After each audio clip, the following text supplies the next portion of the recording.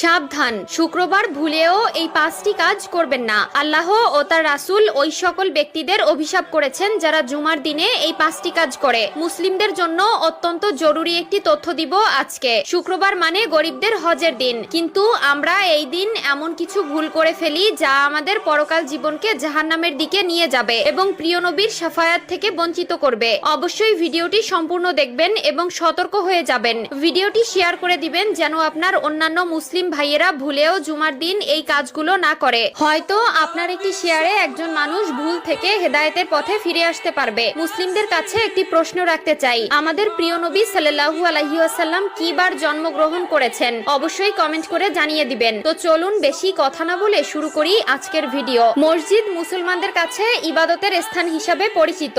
এরপরও আমরা মসজিদে এমন কিছু কাজ করে থাকি যা মসজিদের পবিত্রতা নষ্ট করে। তাই মসজিদের পবিত্রতার